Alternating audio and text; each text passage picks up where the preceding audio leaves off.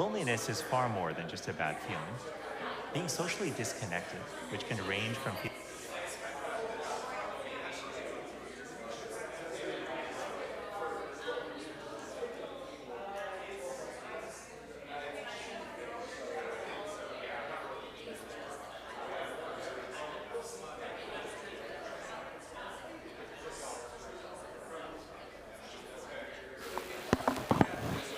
All right,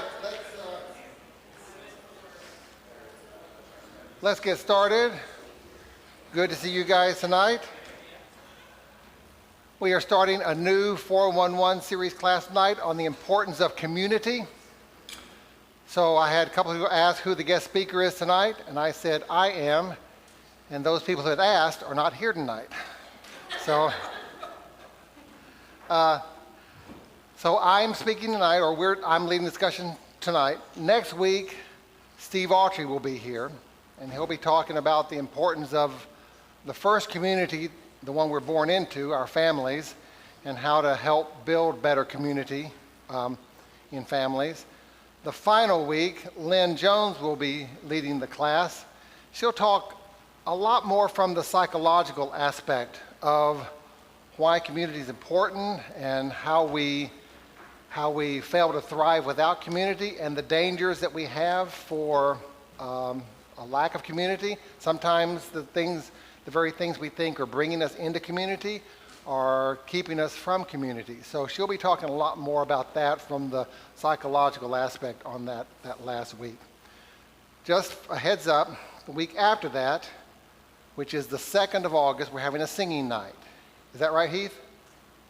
Okay. August 2nd.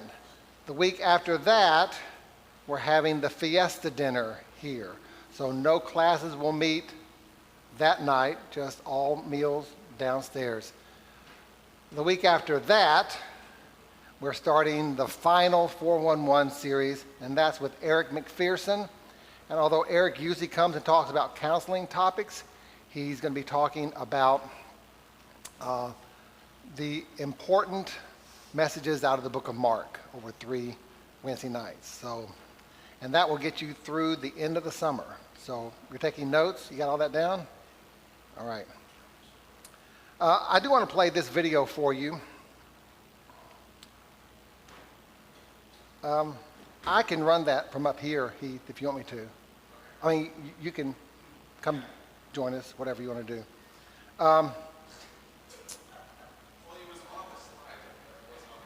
I know, well, I didn't change it, but you changed it, and now I can change it. I can change it back. I didn't say I have run it from up here. I just said I have the possibility to run it from up here. I asked him if he had this app on his phone, because I have 27% on my phone. So I might tell you, go back there, okay? This whole series, this 3-week series was born out of really a national news item. The Surgeon General announced a health crisis in the United States.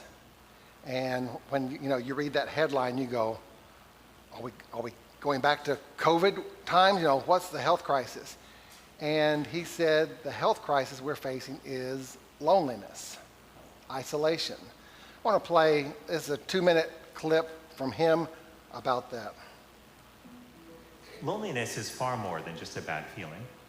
Being socially disconnected, which can range from feeling alone to being isolated, is bad both for individual and societal health. Research shows that loneliness and isolation are associated with a greater risk of heart disease, dementia, stroke, depression, anxiety, and premature death.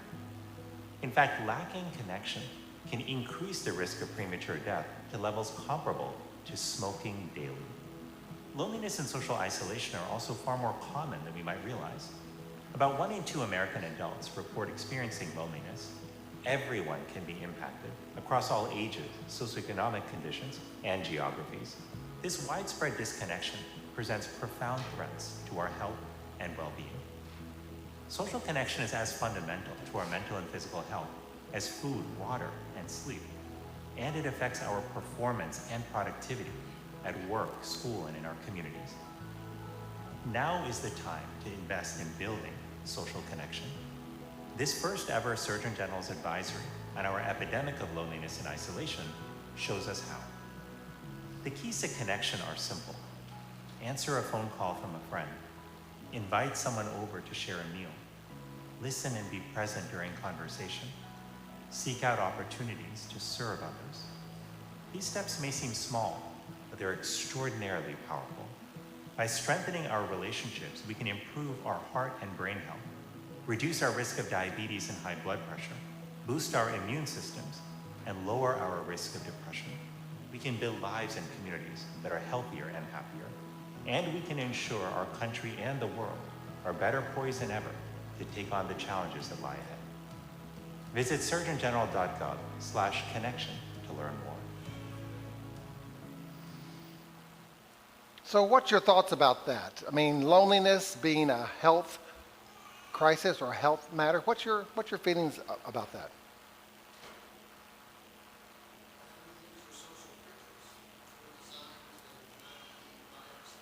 Yeah. Good. Yeah. So I work for United Healthcare, and it's actually a pretty large initiative, especially in my Medicare, Medicaid world, of what they call social determinants of health. Basically, that things like this, can affect the rest of your overall health, similar to like ignoring a small thing can end up, you can have heart disease. You can have all kinds of issues from a seemingly small, simple thing that really affect the rest of your health. Yeah. I think my first thought was, wait a minute, loneliness is not a health thing. It's a thing, but it's not a health thing. But you begin to realize, as Jeff and others brought up, it is our lack of connections with one another. I mean, we don't isolate out our physical health and our mental health. They all relate with one another. And so it is an important aspect. Now, Lynn will talk more about that in 2 weeks, so come back and hear the expert address that. But tonight I want to begin kicking off with the idea of what do you think of, how would you define community? Because here's what we're trying to really do, build community, build connections. How would you define community?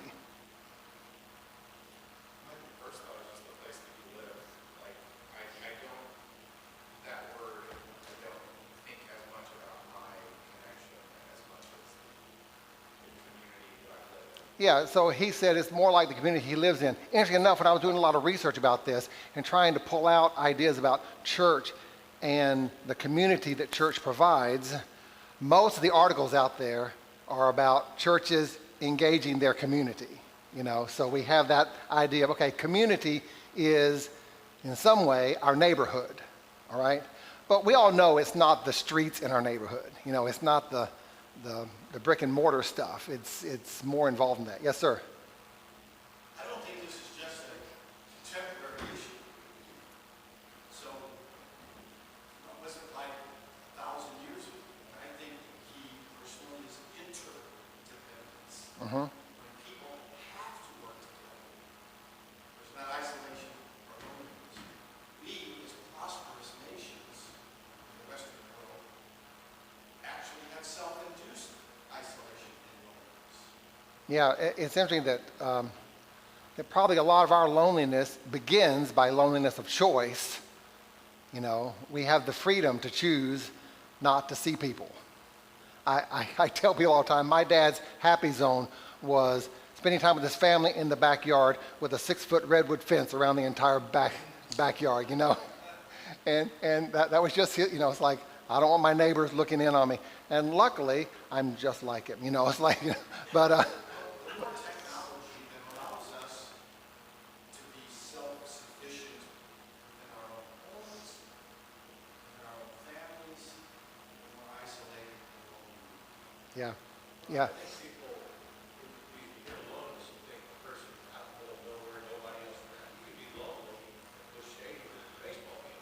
Very good point. Loneliness doesn't always correlate with physical isolation, You can have people who are in the middle of, and you've probably been there before, you're in the middle of a group, and yet you felt alone in that area. Yes, sir? So what is community? To me, it's the relationships, your social network. Okay. You know, whether it's the people that you would call, well, whether it's your blood family, the people you would call family because they're so close, or even down to the just semi-casual acquaintances. That's your community. Yeah, that's a modern term, but your social network is your community. They're your, the people that you build relationships with. Yeah, I think it goes with sharing common interests and goals too, because and it goes on, like we live in St. Louis, so for the most part, we live in apartments, and that's that's something that's very apparent, like big people all around the place. So a flood happens, or a water line breaks, or the power goes out. Everybody kind of feels that together, or just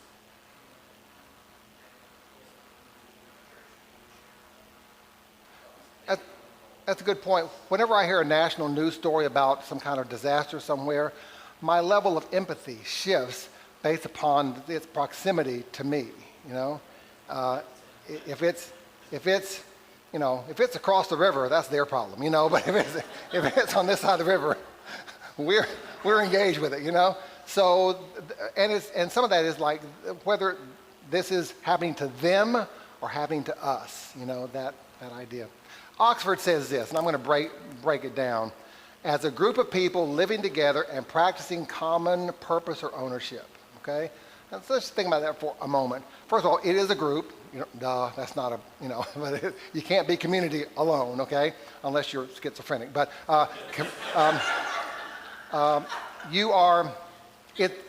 it's a group of people.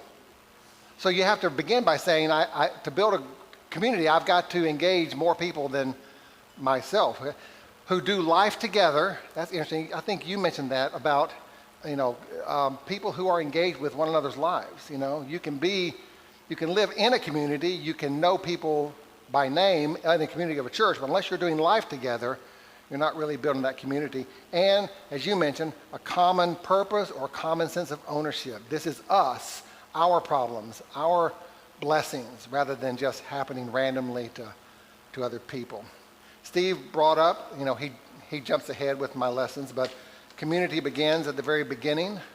All of a sudden we're reading about God doing all this creation, and then he comes to humanity and he says, let us make man in our image. And there's a whole discussion about what he means by the plural there. Is it the royal we? And that very well may be the case, but we know from knowing the latter part of the story that the implications of us is God was already in relationship, right? Before we came along, there was already some sense, I'm not going to define it because it's above my pay grade, but there was already some community, all right, going on there. And then, of course, he makes man, and he goes, it's not good for man to be alone. Now, you got to think, we read that and we go, of course, that's the way it is. But if you think for a moment, you think, now why that? Why not? It's good for man to be alone. Why one, not the other? There are certain days when I think it might be good for man to be alone. There are a few more days that Brenda thinks it might be good for man to be alone in a different place, Well, yes. But there's something, it's this image of God in us. If God is in community, then we have this desire for community, this desire for relationships. And it begins with that, as Israel comes along, there are tribal groups, right? Then there's this national group. We have probably the biggest picture of community in Israel when it became a nation, full-blown nation, was the temple, right? You have hundreds of people, thousands of people showing up at the temple. That's where you go. If you made a pilgrimage to Jerusalem, you went to the temple. And there are people that's 36 acres up there in Herod's time, 36 acres up there of people just jam-packed doing community. But it's a different kind of community, isn't it? It's kind of like our Sunday morning community, right? You go, boy, I love my church family. Everybody goes, yes, I love my church family. What's your name? You know, it's that kind of community. In theory, I love these people. I'll reserve judgment until I get to know them better to see if I really do like them. But probably the community that is much more connected or similar to the church would be the synagogue. That is a much easier correlation to make. In fact, some of our language about church came from synagogue usage. So when we talk about elders in churches, that term did not just pop up. There were, in the Old Testament, there were the patriarchs, the elders, but in the synagogue, there were the elders of the synagogue, you know, the ones who were the wise counsel of the synagogue. So when the first century Christians, because they didn't get a blueprint for the church. You understand that, right? They didn't say you got to have a steeple, pitched roof, you know. None of that. But so when they thought church, they saw it through the lenses of the synagogue. All right? And that's important for us to remember. The synagogue really came into its own, probably was born out of the exile. All right? Because before the exile, you would do community in two places. I'm oversimplifying this, but two places. Your living room and the temple. That's where you would do community. And they're vastly different styles of community, aren't they? That's where you would do them. You go into the exile, temple's been destroyed. What do you do now? All of a sudden, you have this hybrid come up, this community that's not family, but it's not temple. It's kind of somewhere in between. And you build community there. And especially for people who are in exile, in a distant land, with people who did not speak my language and did not worship like I worshiped or live like I lived, community was so very important. Here in America, it's not unusual to go, oh, you're a Christian.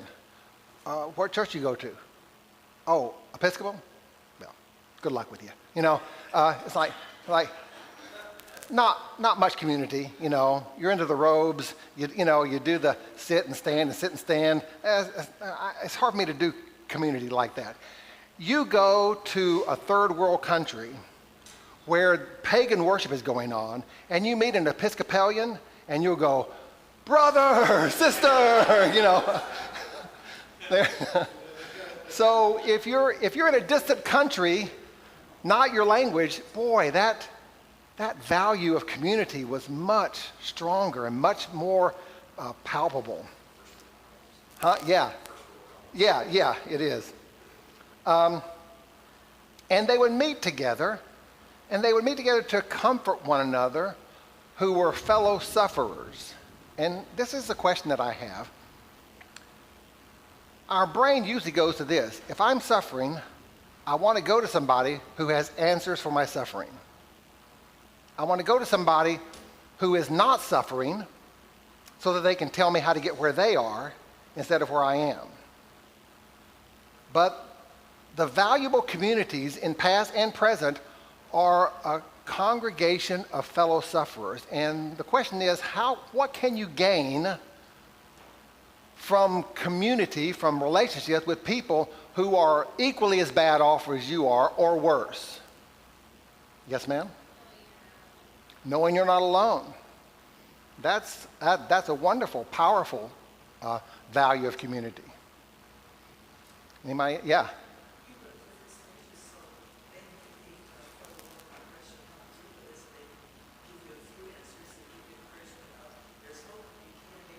Sure, yeah, they may be at a different stage. And it doesn't have to be like, oh, I've already worked through that. I'm here. If somebody's 2 days ahead of you, you go, I want to sit down and talk, you know? Because I want to know how to make the next 2 days.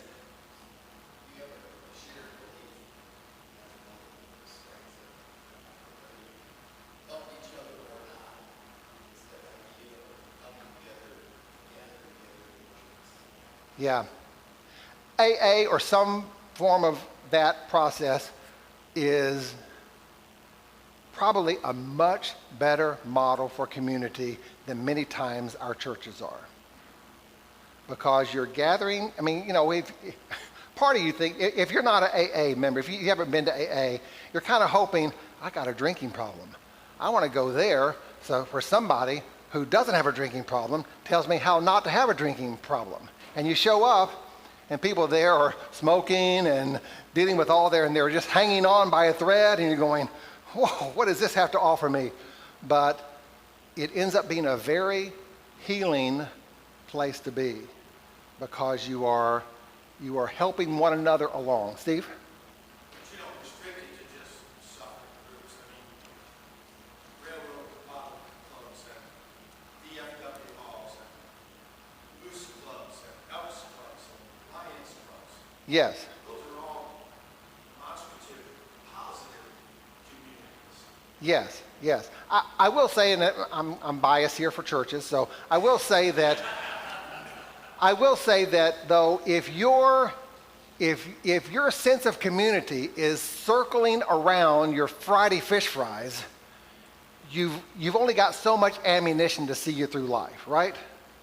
Because everybody's going to come upon some time in life where they need more than that. Now, they may get it from these people in these groups, but if the group exists primarily for these 5 functions and everything else gets thrown out the window, then pretty soon you're going to find out that this is not the kind of community that you need to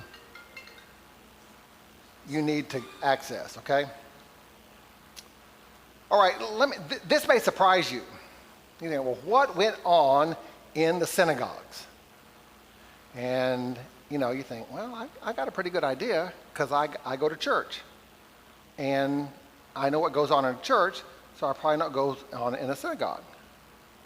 Let me describe to you what life in an ancient synagogue was like, okay? It was where you went for judicial proceedings in the community. You would go there, some wise person that's respected by both parties would go and have their squabble satisfied. It was where they kept the archives of the community. So if they had a Torah scroll or other things that were archival they wanted to cherish, they kept them there at the synagogue. It was where they kept the treasury. So funds that were collected were kept there. It was where people went for prayer. Not ironically, the word synagogue means house of prayer. So that was one big thing that they would go there for. It was where they practiced public fasting. If you were fasting as a community, you would show up at it's like, I either got to sit in my kitchen or go to the synagogue. And I'm going to the synagogue because I can't stand the smell of my kitchen, okay? So it was where you had communal meals. They would come there. It was where you went for educational training. And it was where travelers coming into town would lodge in the synagogue. Now, does that sound like our churches today? It's not totally different, but it's much broader than we have a sense of our churches today. People did worship in ancient synagogues, don't get me wrong, but if you were to ask someone of that era what you do in a synagogue, worship would be far down the list. And the reason why is this: because they worshiped all the time. We worship at home. I worship when I work. I'm worshiping all the time. So of course we're going to worship at the synagogue, but that's not why we go there to worship. We go there for other things, but worship is not the primary motivating factor to get to the synagogue. All right, I want to show you a couple of things here. This is a picture of a modern synagogue. This is the Central Synagogue in Manhattan. If I didn't tell you it was a synagogue, you probably wouldn't know, right? It looks very much like our church, ornate, equally ornate, okay? An ancient Jew would walk into here and not know what to do in this building. They would not have a clue. Here's an ancient synagogue. So what's different? No roof. Okay, there you go. So what are these tiers over here on the sides? Seats. And are the pews facing one direction? Well, they didn't. They couldn't afford the cushioned chairs. Okay. Yeah. This is a very standard synagogue. You'll see it here. You'll see it there. You'll see it there. This is a synagogue in Magdala, just north of Bethsaida. No, not Bethsaida. Capernaum. This is the synagogue there. If you were in an archaeological dig and you came across a square or semi-square structure with steps on all sides, this is not, a wrestling rink. This is a synagogue. So here's the question. What does this structure provide that the first picture does not provide? Yeah, face-to-face feedback. Heath had us sing last week, "This is the day, this is the day." I really wanted to say, let's turn to one another and sing. It's a bit too much for Heath, but he's only so liberal, so and even I laugh, it is too much for Heath, but also it's kind of too much for us, isn't it? I am round and I preach. I don't know about that. Okay. Even doing that is a bit too much for us, isn't it? I'm not saying it should or shouldn't be. I'm saying we do that, we go, this is kind of. I'm not being critical. I'm just saying, I'm acknowledging what is true, okay? That we look at one another and go, this is kind of, I'm going to look down, okay? Yeah. It's just, it's just not part of our cultural norm, okay? Donna's looking at me weird. Some of it's also just practical structure. If we look at it from an engineering standpoint, you're trying to watch somebody speaking. You don't remove one end, you put it in the center, you put these stair step, sections, so that people can see, and it's kind of like a theater around. That's what they did. And it would be hard to do seating without chairs, and they didn't have chairs. Right. They mentioned those.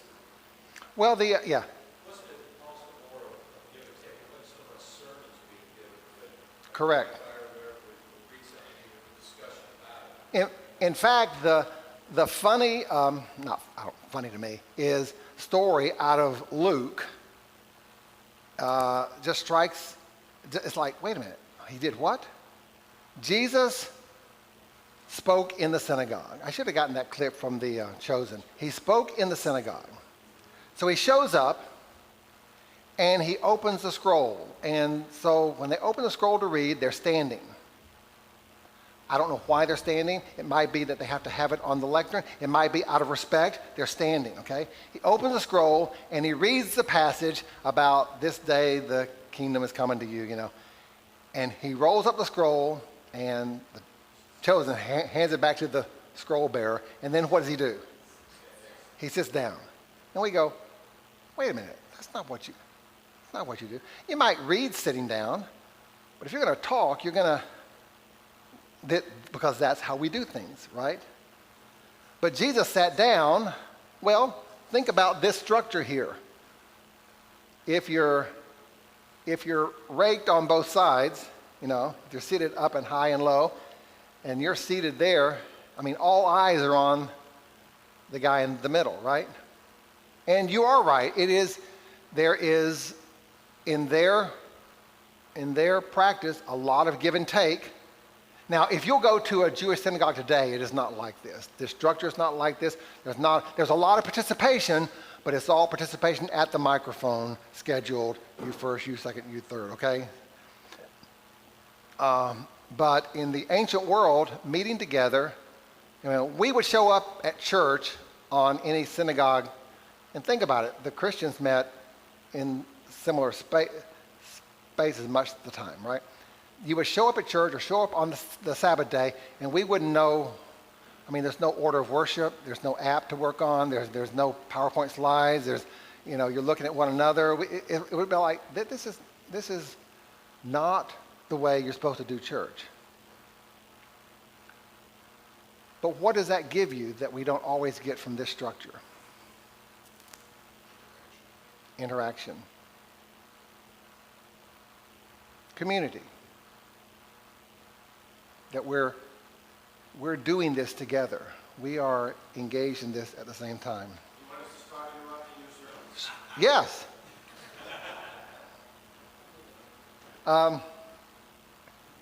So the church was modeled after, I don't mean structurally, architecturally, but when the early Christians thought about church, this is what they thought of. When Paul has to clamp down on some churches for, look, only one or two speak, and then this, and not too much. And, you and I go, why in the world are they doing that? They're not on the order of worship to speak, because that's how you did church. And it's not really a matter of, okay, who wants to speak today? 1, 2, 3. This is very Western. It was kind of like, all right, here we are. Here's a reading. Here's my understanding of that. Well, I agree with that, or yes, I affirm that, or, it's like, whoa, there's interaction among everyone. So my take is, I can't confirm this, but my take is when Paul is clamping down on disorder, they were experiencing what can happen when there's open conversation, that it gets disorderly. Some of us walk away going, well, that's why we don't do it. We don't like disorder. Well, I get that, but I think when you gain order, you lose something else, right? You lose community conversation. Steve, he's going to have some in a minute, but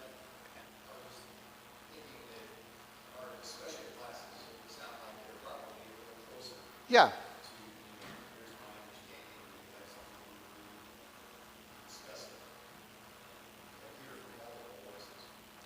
Yes, I agree. I'm trying to make sure I have something on here. Okay, picture that picture of church, all right, or synagogue. Now listen to this. They devoted themselves to the apostles' teachings, to the fellowship, to the breaking of bread, and to prayer.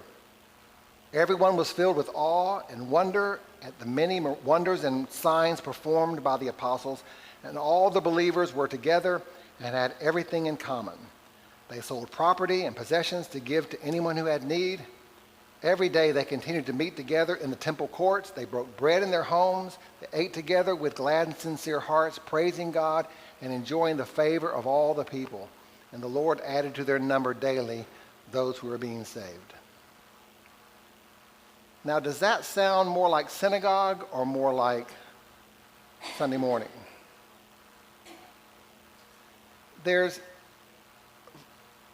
First of all, there's not really a divide between 10:30 Sunday morning and Monday afternoon, is there? Because these people were connected. They were engaged in one another's lives. People say all the time, you'll hear, well, they were people from all over the known world visiting. They had to do all this, and all that is to communicate. This is a unique situation, a unique time. First of all, I'm not sure how close these events took place from the Pentecost days, but let's argue the case. It was a unique time. I got to tell you, I really think our motivation to say that has more to do with the fact that we don't really like that level of engagement with people. So we'll say, well, that was unique then. We don't, Sunday morning 1 hour is good enough for us today. Yes, sir.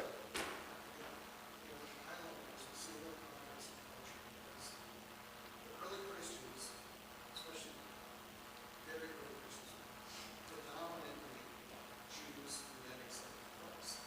What was the consequence? They were kicked out of Islam. So they were completely cut off family, community, everything they knew. And now this new coming together as Christians, they rebuilt that. Yeah, good point. Very much like when they were taken into exile, they lost their temple. When they became Christians, they lost their social connections. Go ahead, I didn't mean to interrupt. How many people have heard the idea among Christians in the United States of a personal relationship with Jesus, a personal relationship with God, and that focus on an individual faith, an individual righteousness that is a pretty strong undercurrent among believers in our country. And it's really somewhat antithetical to the idea of community. Whereas if you look throughout the New Testament and start counting how many dozen love another verses out there. Good point. We're going to look at those in just a minute. But you are right. I'm not going to say that this idea of a personal relationship with Jesus is absent from Scripture, but it clearly is not the predominant model presented. It was dealing more with share this relationship in community. Make a decision, but share this in community. And people today would oftentimes say, I love Jesus, I don't like the church, and I'm fine doing my own thing here. And I mean the idea, if you were to talk to a first century Christian and tell them, I love Jesus, I just worship at home, I live stream it, I don't hang out with anybody. Somebody made me mad 2 years ago, I don't go over there anymore.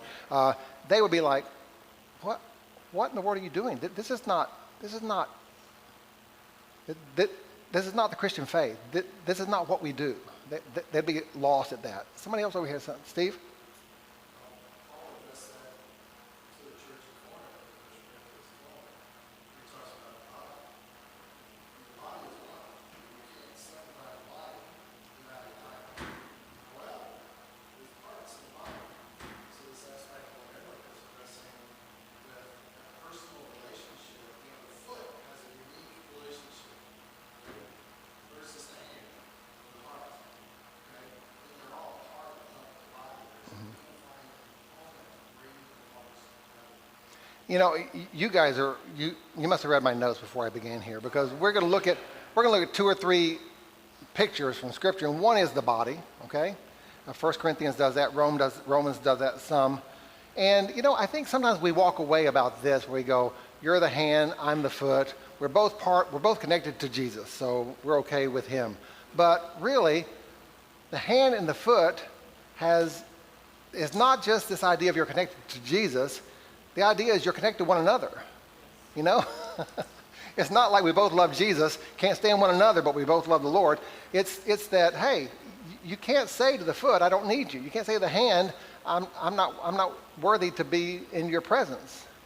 So this idea, this portrait of body comes up several times in Scripture to try to communicate what this dependence on one another is about. Let's look at another one, and that is church as family. That comes up a lot, right? If you read the NIV, they'll translate it brothers and sisters. I think that's an accurate meaning, but in the other translations, it would be brothers. But you got to think for a minute. I mean, we've done that so long. The church I grew up in, the preacher's name was Brother Mac. I don't even know his first name. That was before you call preachers by their first name, I don't even know he was Brother Mac. And we've grown up with that nomenclature for so long, we just assume that it was gifted to us. But you got to realize that idea of brotherhood, family, connection, wasn't just written in the 10 Commandments. It was applied to the Christian community by inspired writers who were trying to communicate. You may not really know what this is, but you know what family is. And so when you turn to somebody and say, "You're my sister," it's like, I don't know anything about where you were born, and I don't know your childhood, I don't know anything about that. But what we're saying is that I have this relationship with you that is committed to such a degree that I treat you like family. And that's powerful. Let me read a couple of verses about that. Romans chapter 16. Here's what Paul says. "I commend to you our sister Phoebe, a deacon of the church in Cenchrea. I ask you to receive her in the Lord in a way worthy of his people and to give her any help she may need from you, for she's been the benefactor of many, including me." Here's what's happening. Phoebe is going to Rome to people she has never met before. And Paul says, "She's my sister. Treat her like my family." And so the day she shows up, they don't even put a visitor name tag on her, all right? They just go, "Oh, Phoebe, good to see you. We haven't known you forever, but we've known you forever because you're family to us." Years ago when I was at Harding, we were driving home from Harding to Atlanta, me and my girlfriend, and my car died outside of a small town in Mississippi, Alabama, can't remember. And some guy gave us a ride back in the town. And it was a Wednesday night. And the garage was right across the street from a Church of Christ. And we went over there and we says, "Hey, car broke down." Now, I got to tell you, it helped to say we're Harding students, okay? That all helps, okay? We didn't go, "Yeah, we're ready." We're Harding students. But you know what? They didn't even skip a beat. "Oh, we're sorry. Here's some food for you. Hey, come to our house, spend the night at our house. We'll call your folks," and all this stuff. It was like, who are these people? They're my parents. In fact, my mom and dad stopped there on the way to visit us the next time they came and met with them and thanked them and all this stuff. It was that sense of immediate family, right? And you go, well, everybody has that.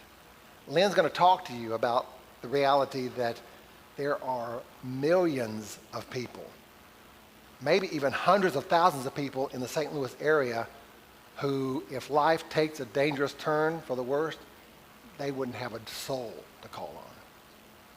Not a soul. They wouldn't even know where to start. All right. One another passages. Let's read a few of these, okay? So, David, you want to read Romans 12:10? Donna, you want to read 12:16? Kathy, can you read? Okay, 14. We're so proud of you. 14:13. Stephanie, you want to read one? Oh, Romans. All these are Romans, okay? Stephanie, you want to read one? 15:7. I know you can read. David, 15:14. Tim, 16:16. All right? These are short. Each one of them has a one another theme. Listen to what the verb is. I guess it's a verb. I think it is. Do this for one another, okay? Listen to the verbs that are in here, okay? All right. Romans 12:10.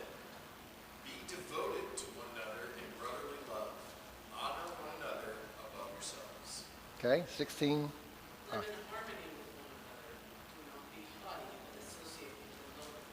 Never be wise in your own sight. 14:13.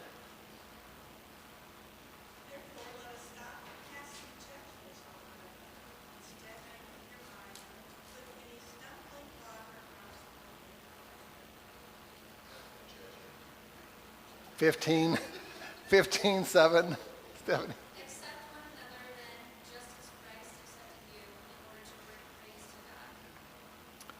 15, 14? I myself am convinced, my brothers and sisters, that you yourselves are full of goodness, filled with knowledge and competent to instruct one another. And 16, 16.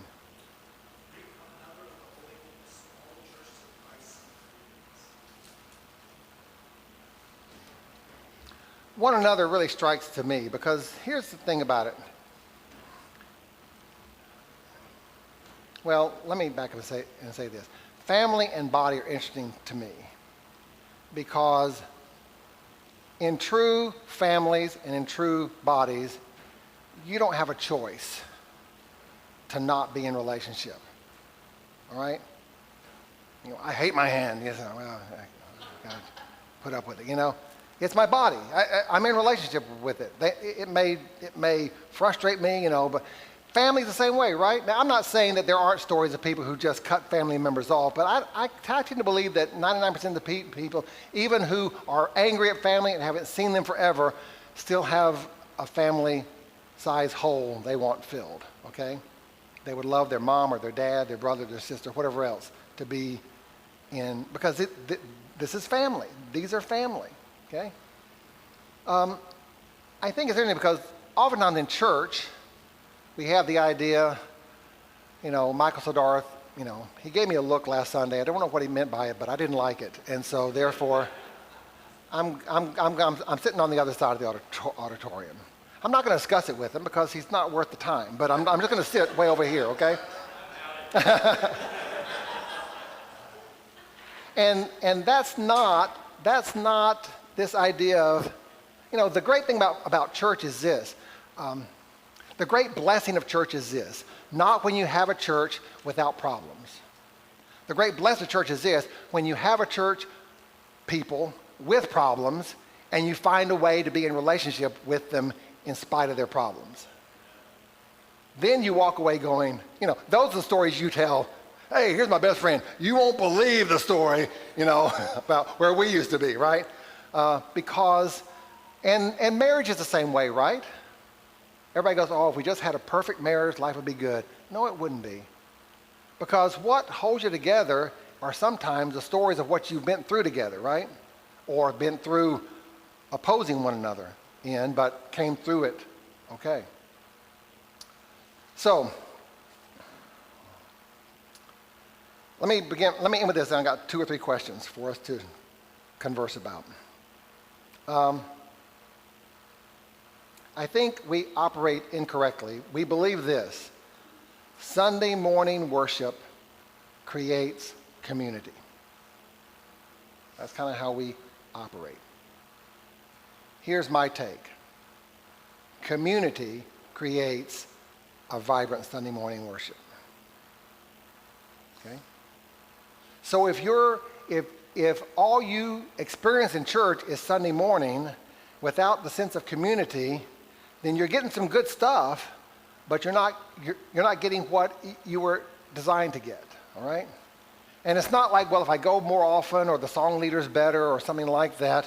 I mean, the preacher's stellar, so it's not him, but other people are having problems. Then if that's just better, it'll get better. And the truth is if I go to lunch with somebody, if I have a prayer relationship with somebody, if I have someone I can discuss my understanding or lack of understanding of Scripture with and build those relationships, then Sunday morning worship becomes much more vibrant for me, much more fulfilling. So,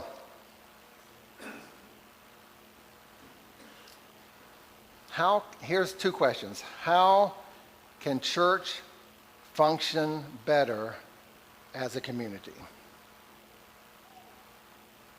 And let's do that one for a few minutes, and I have one more. Okay?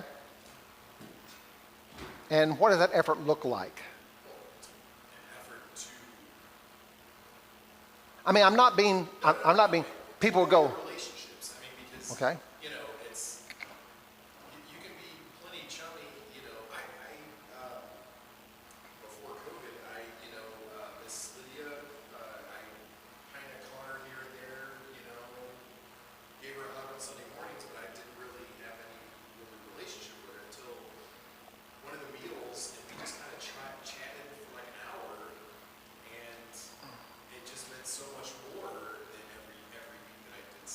okay? My back and forth with you is this. So David's outgoing. David never had to go to school to learn to do community. You know, it's just part of his DNA. But there are people in this church who would go, how do I talk to people? You know what I mean? Right? So it's not just be more outgoing. Well, what does that look like? How do I get that done? You know? Yes, sir? More casserole.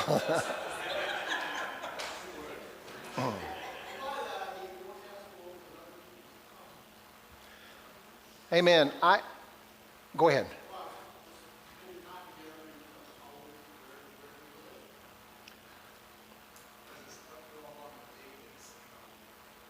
There's ways for you to do community besides going to someone's home. I know for some people that's scary or uncomfortable, but for other religions, some encouragement with the range, or like Dennis was saying, make a meal for someone, drop it off, or invite someone over for a meal.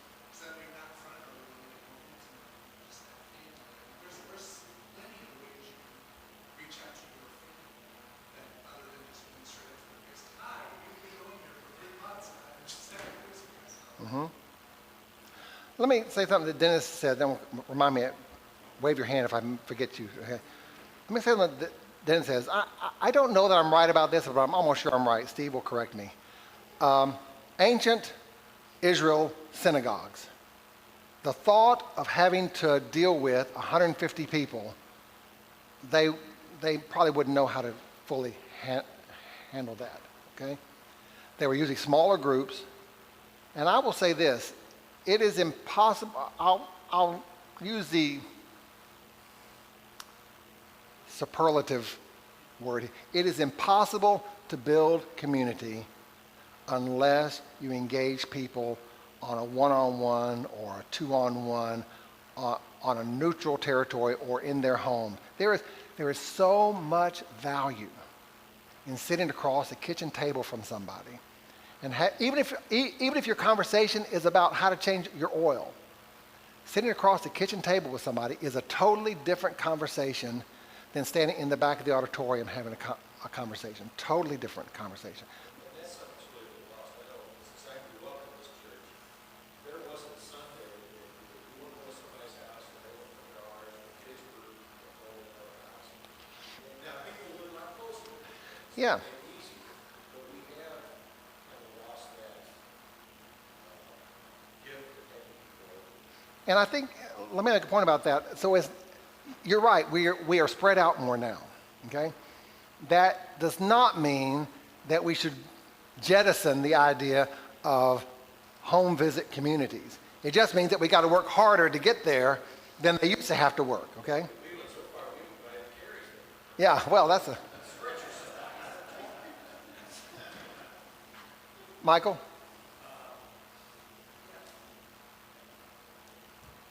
In general, Philippians chapter 2 came to mind, where verse 5 it specifically says, in your relationships with one another have the same mindset as Christ Jesus. Now, we're talking about what does that look like? I really like the casserole.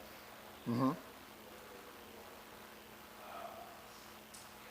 Chapter 2 Philippians also says, do nothing out of selfish ambition or vain conceit, rather in humility value others above yourselves. I think that's one of the keys.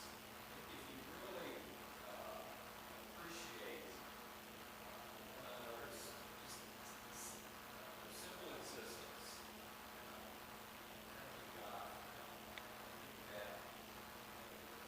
Good. Yes, ma'am. Yes. You know, and this is unique. This is a uniquely, there's a unique value to this among men, all right? Because men, in general, some are not like this, some are like this. In general, men don't want to sit down and talk about their feelings, all right? But you'd be amazed at what conversations come up among men who are doing something together, right? So men who are cooking breakfast for the elders group, they walk away going, man, that was good morning, good friendships, good this. Men express sometimes community by action more than maybe women do. I know that's kind of a sexist divide, may not be accurate 100%, but that's oftentimes the case. So, but again, teenagers are the same way. You're not going to get a teenager to sit down and have an hour-long discussion about deep theological things, but they'll go paint a house all day long for a needy family, So that's, doing things is important. Yes, ma'am.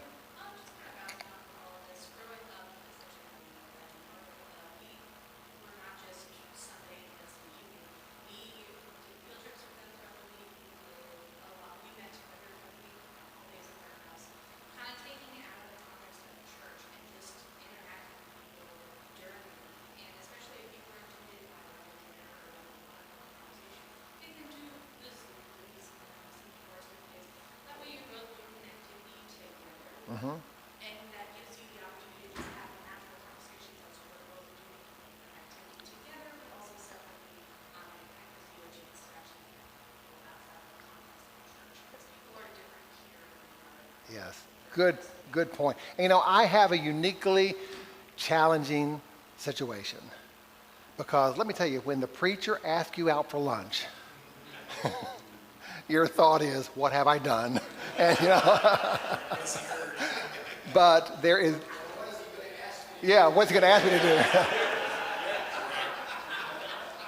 But sometimes there's a lot of pressure on a one-on-one, but if it's a group, I love this young adult singles group that are back here, because every Sunday after church, they just all gather back there, and they're in community, right? They're in community. So, sometimes it's more, it's easier to share community, not with 150, but not just one-on-one in this small group that you have going. So let me ask one last question. We're going to run out of time.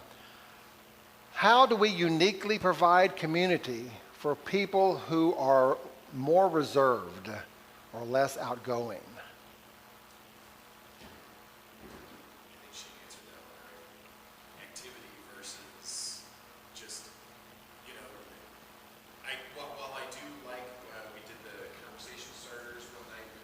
Uh-huh. Wednesday night dinner, that could be pretty intimidating potentially. And if you just have like a common thing that you're doing, whether it's like bowling or hiking or service work, it's much more organic, less forced. Yeah, good point.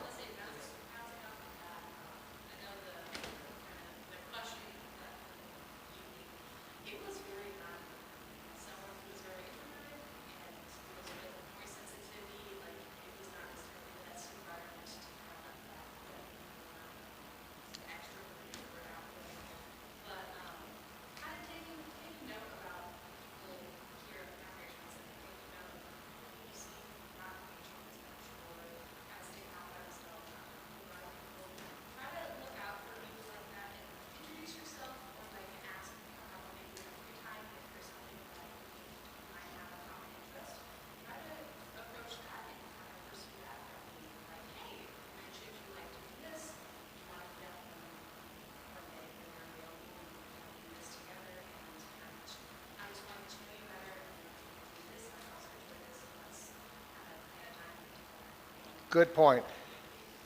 When you were in third grade and you liked a girl, the official dating process was this. You wrote a note, do you like me, yes or no? You pass it not to her, but to a friend, who passed to a friend, and it got to her. And she would check yes or no. And if she checked yes, you would go and talk to her. You didn't talk to her. Are you oblivious to this, Steve? Okay.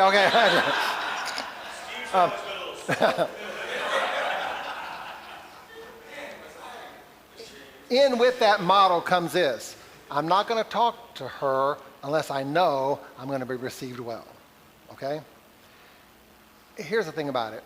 We kind of think in a vacuum, we think everybody's got to be responsible for their own engagement. And in practicality, that's not true. Those who are gifted more with encouragement and relationship skills need to go the extra mile to build relationship with people who are more reserved.